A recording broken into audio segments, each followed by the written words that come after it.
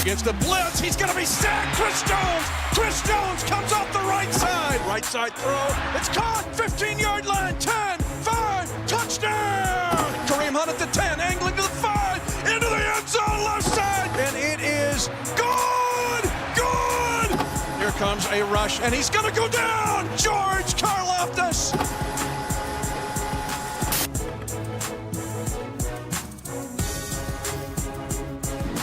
Well, what do you expect? It's Josh Allen against Patrick Mahomes again.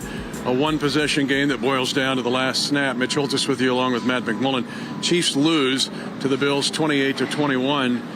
Some key, always with these two guys and these two teams, there's going to be critical moments, and the Chiefs weren't able to capture it when they had the chance. Yeah, it just feels like it wasn't really our night here in this one, really on either side of the ball. I do respect the fight the Chiefs showed here in this game, though. We'll talk about it and the struggles in the middle of the game. For the Chiefs to climb back from a 15-point deficit, to narrow it to only 7 points there, and to have multiple opportunities in the fourth quarter is a good thing moving forward, and I respect and admire that fight. Just not enough here tonight in the end. The way Buffalo plays now, and they play ball control, and then they got the tight ends going tonight. We'll talk about that in a second.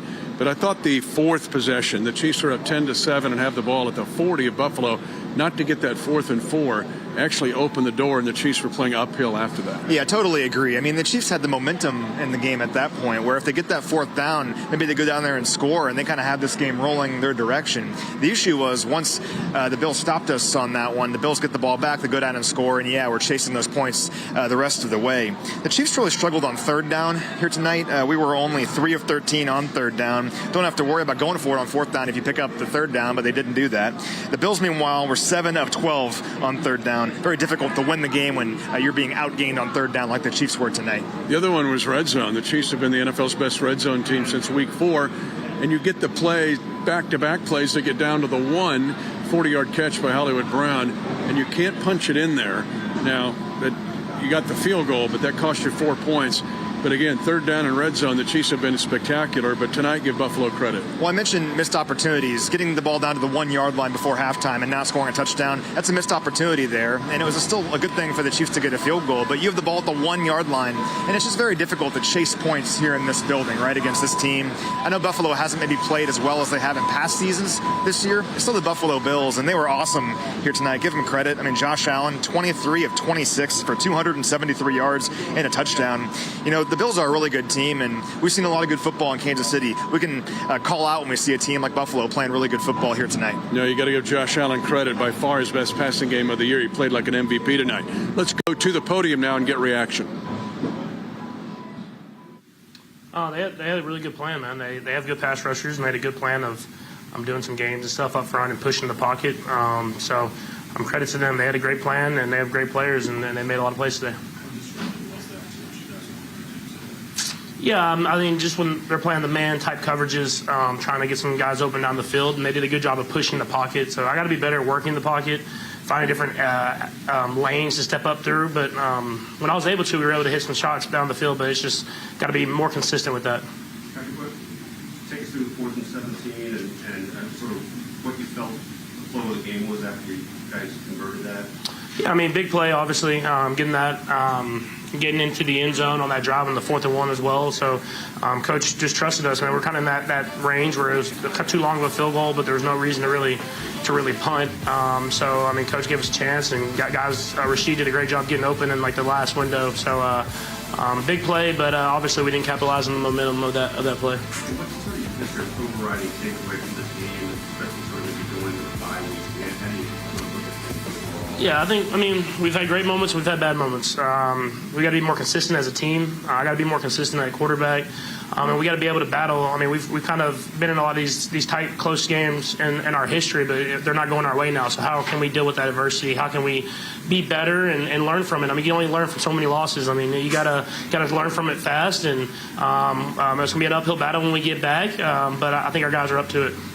Coach, can you put your finger on the disconnect you guys had on offense specifically on 3rd down? Yeah, they did a great job. They did a great job rushing the passer. I missed some guys open on certain plays, and they did a good job of being in the zones that we wanted to throw it in. That's a good football team. I know they had some guys down, but they're coached very well. They play extremely hard, and they did a great job today. We kind of heard you through the wall there. What's your message to the guys going into the bye week? Yeah, I mean, I think it's just we got like I said, we got to learn from it, but it's kind of like you got to do it now. Like there's no easy game coming up, and there's no more chances that we can really take losses. So I mean, you got to learn from it fast, and we got to be better as a team. Offensively, we got to be better, especially on some of those big drives we had in the second half. And I think we'll just continue to push away and learn on this bye week, and then come back and be ready to play our best football coming off of it. Yeah, we got to find a way to get in the end zone.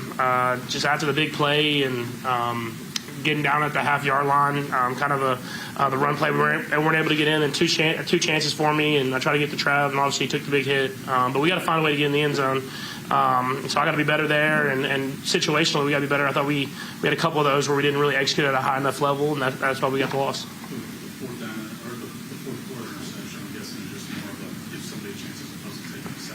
Yeah, 100%. I mean, you don't want to throw interceptions, don't get me wrong, but if you're going to throw it, make it down the field and give a guy a chance in that situation. And it almost worked out for us because we were able to get the stop and have a chance at a Hail Mary a couple times. Yeah, I mean, there's no reason to take the sack there and throw it up there. Maybe you make a big-time play or something like that, but they made a play and we're in the right coverage. Your emphasis is on the next opponent, but given the past patterns you've met the Bills both regular season and postseason, can you envision that kind of scenario when it all plays out? I mean, we got to get there first. I mean, we got a lot of good teams in our division, and they're playing really good football. And we're down there at third place right now, and so we got to get back and get ourselves right. You know, we got to play better football. And right after the bye, we're playing Denver, and so that'll be a huge game for us. And so, how can we respond with this bye week, getting ourselves better and self-scouting ourselves so that we can be better and go up against a tough division opponent? Hey, Patrick, could you get an explanation on that intentional grounding?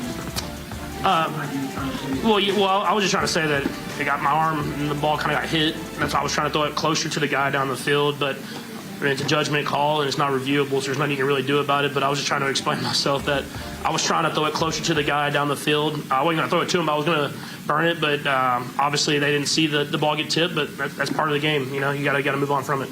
Patrick, this matchup has been crazy. So many ups and downs. Josh Allen going against him. What's it like preparing for you to be in this environment? Yeah, you know, it's going to come down to a couple plays, you know, and they made those plays today. Josh played amazing.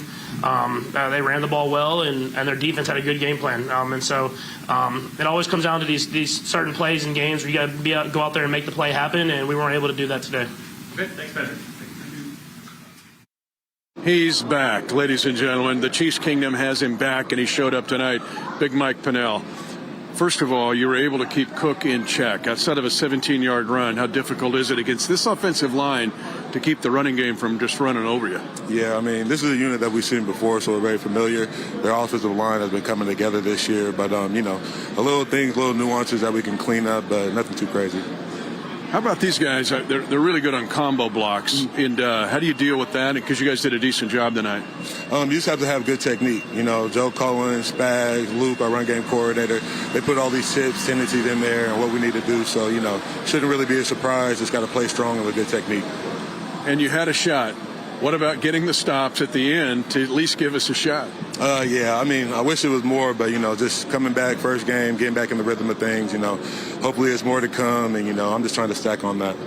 One thing was the tight ends being so effective. They had almost 150 yards from their three tight ends, mainly Kincaid. What about that tonight, and how much of a surprise was that? It wasn't much of a surprise. It was just some technique things and a couple of eyes, you know. They have so much complexity. It could be a run. It could be a QB run. It could be a screen. So, you know, just little things that we'll pick up on. And to play Josh Allen, the difficulty in playing him as an inside tech. Yeah, I mean, he's MVP. So, you know, anytime he comes to play us, you know, he's always playing his best ball. But we'll have a plan for him, and we'll bottle him up. So good to have you back. Now it's a really good rotation inside. What about handling the bye week and attacking Denver? Yeah, you know, that's on everybody's mind. You know, this is not how we wanted to go into the bye, but I know everybody's going to be locked in, take a couple of days, and then we'll be prepared for Denver. He showed up tonight, so effective for us. Big Mike Pennell is back. A lot of missed tackles. Usually we've been doing a really, really good job of getting the tackle, wrapping them up, and solidifying the play. Today we had a couple broken tackles, which led to bigger runs. I think we make the tackles, and we gave up a few open throws, whether it was miscommunication or just out of place. I think there's a lot of errors and key components that we can fix on our end.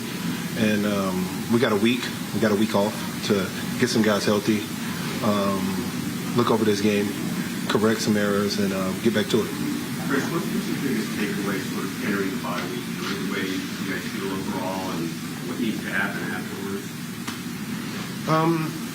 I don't think we need to make any drastic changes. I feel like we have the guys to do it. I think more so being detailing our work, looking ourselves in the mirror, holding ourselves accountable, and we got a lot of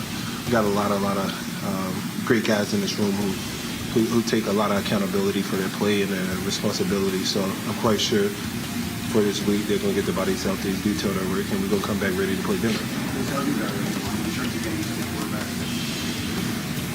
Excuse me, I didn't hear. How do you evaluate the line in terms of getting quarterback pressure? I still room for improvement. I think we had 2 sacks today. If we plan on winning, especially front 4 D-line, we got to affect the quarterback. We got to. It makes it easier for the defense, and it makes it easier for the back end. And we got to take advantage of one-on-ones. When we get a single block, so you got to win. You got to win. I think that's huge going forward. We got to emphasize on winning our one-on-ones. If we get a one-on-one, we got to win it.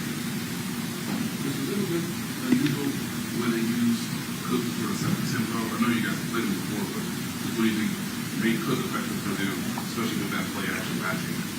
Well, they utilize Cook a great deal in their offense, whether it's running the ball, whether it's getting them out of the backfield, passing the ball, and they had a very, very, very good play calling today and utilizing Cook. So we didn't execute on our end. They executed on their end, and they ended up winning the game. Got over 100 yards. First time y'all given up 100 yards to a rusher this year. What made it so tough to get him, and what makes him so special? A few broken tackles, and that can lead to that.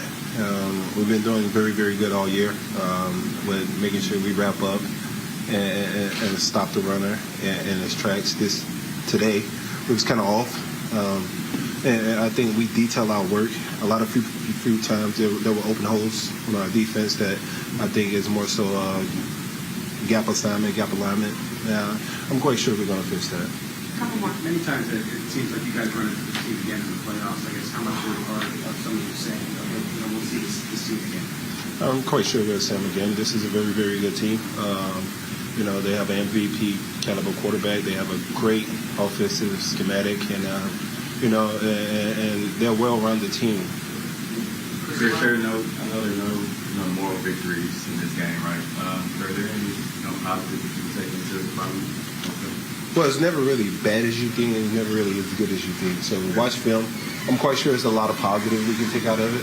It's just the only thing when you lose, your errors are maximized. You know what I mean? It's like you pay attention more to your errors than you pay attention to the positive when you took an L. So, right now we're kind of focused on fixing our details and what we can do or what we could have done better.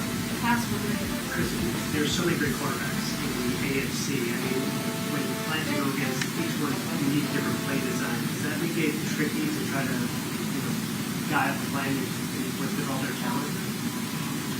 Well, football is football. It's still S's and O's when you look at it at the end of the day. And then skill set also coming into it. Every quarterback you have to play different because of different skill sets. Like Lamar, more so closing the pocket, making him a pocket passer. Josh Allen, you got to affect him multiple ways because he can throw off balance, out of the pocket on the run. So different skill sets require different types of game plan for different quarterbacks. Y'all together. Chiefs lose 28-21, and we're fighting for our lives here as all of this stuff comes. They have one tunnel here. A lot of stuff in one tunnel. Give me the new stadium anytime. Let's give credit here also to Buffalo. The tight ends were so effective tonight. Dalton Kincaid, 101 yards receiving, including a 47-yard play and a 23-yard touchdown. It's like they saw something in the Chiefs' coverage. They took and exploited. But the tight ends tonight were gigantic for the Buffalo Bills. Yeah, the Bills tight ends, they haul in 8 catches for 149 yards and a touchdown. You mentioned Kincaid. He had 6 catches for 101 yards and a touchdown. And there's 2 big plays you mentioned by him. Let's look at the down and distances for those, because that touchdown on their first drive, it was 3rd and 8 where he catches that touchdown for 23 yards because our linebacker fell down. Well, if you hold them to a field goal there, that's a huge momentum swing, right? Because they scored that touchdown to open the game, they kind of had the momentum rolling the entire game. That was a big play. And the 47-yarder, that happened on 2nd and 13 at midfield. So let's say he doesn't catch that. It's 3rd and 13. Maybe you force them to punt or something, and they don't score a touchdown on the next play like they did. So, football comes down to a couple of plays every single game. And the tight ends here for Buffalo, they made those plays here tonight. Defensively, though, the Chiefs were able to hold James Cook in check. That's hard to do. And of the last 4 possessions of the game in the second half, that's 2 punts. Bills had a touchdown, but a missed field goal. There was still a shot. With all of that we talked about, it's still a shot at the end to win this game. Well, the sequence for the Chiefs at the end of the game, where it's 4th and 17, and Patrick finds Rashee Rice for 29 yards. Kareem gets the touchdown, and Travis Kelce catches the 2-pointer. And I think you and I at that point were like, we're going to win this game here tonight. The defense thought the same thing, because Trent McDuffie gets a sack on 2nd down, and then Leo Chanel gets a sack on 3rd down. So the Chiefs had the ball down a touchdown with 5 minutes to play. They had opportunities here tonight. For me, that's encouraging, considering the Chiefs did not play their best game here tonight on either side of the ball. They were still right there at the very end, had an opportunity to win it. It's just difficult to dig out of holes like the Chiefs created for themselves here tonight. And now the schedule, well, the record is 5-4 going into the bye week. We know Andy Reid has been arguably the best coach in NFL history after a bye. But that bye, after the game, bye is against the Denver Broncos, who now have a 2-game lead on the Chiefs. They were able to grind out another win, 18-15 at Houston. But the bye week, you back up, you get ready to make a big push. We've seen this before. The Chiefs were 9-6 in 2023, lost to these guys at home. We've been in this spot before, so you just retool during the bye and attack Denver. We have the coaches, we have the players, we have the team to get this thing done. We know that. This team is playing some of the best football in the NFL over the last several weeks. Didn't happen here tonight, but again, you're facing a very good team in the Buffalo Bills. Like you said, for the Chiefs, going to the bye week, let's get healthy, let's rest up, let's attack the second half of the season. And it all begins with a huge game against the Broncos in Denver. Yep, so we hope you enjoy the bye. Again, the Chiefs 5-4. We're past the halfway mark of the regular season, but we'll crank it up for these next 8, starting with a division trip on the road against the Denver Broncos. For Matt McMullen, enjoy your bye, by the way. You too. I'm Mitch Holthus, voice of the Chiefs. Thanks for joining us on Chiefs Rewind. Chiefs Rewind is brought to you by Ford, the official car and truck of the Kansas City Chiefs, and by CommunityAmerica Credit Union, the official banking partner of the Kansas City Chiefs.